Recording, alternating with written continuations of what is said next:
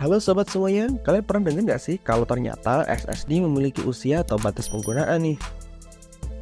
Jadi gini guys, di SSD itu ada yang namanya TWB atau Terabytes Written, atau bisa diartikan juga sebagai total ukuran data yang pernah dimasukkan ke SSD.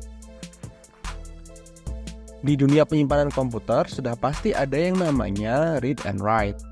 Jadi kalau komputer itu mereka punya bahasa pemrograman sendiri ya guys ya.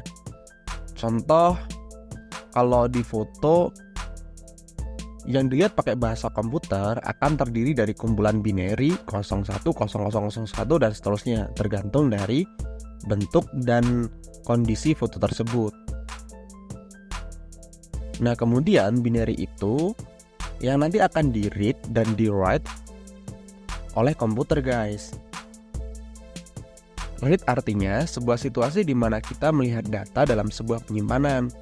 Contoh, misalnya binary 01110000 dan seterusnya. Itu kemudian dibaca oleh komputer sehingga kita dapat melihat foto mantan di flash disk, hard disk atau juga SSD. Sedangkan write artinya sebuah situasi ketika data dituliskan atau diinputkan ke dalam penyimpanan. Sehingga ketika 0100001111 dan seterusnya dituliskan dalam penyimpanan, maka foto akan masuk ke dalam penyimpanan guys. TWB biasanya jadi standar ukuran masa tulis SSD, di mana ini berlaku sebagai jumlah total data terabytes yang dapat ditulis.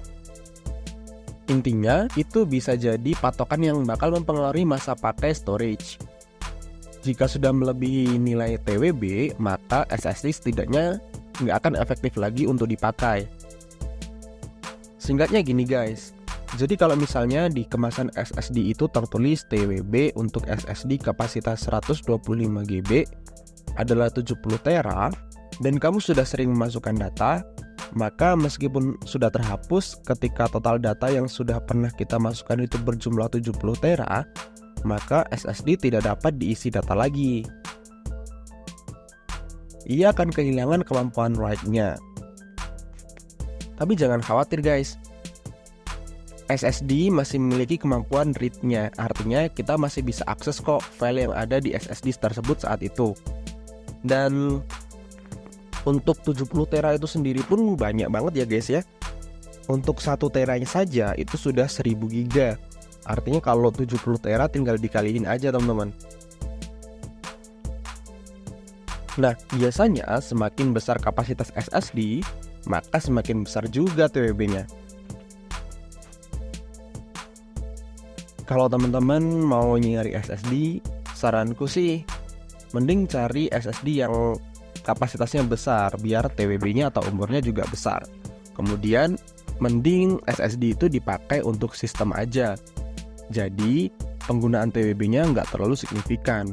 Hanya akan dipakai untuk instalasi aplikasi atau juga mungkin cache aja guys.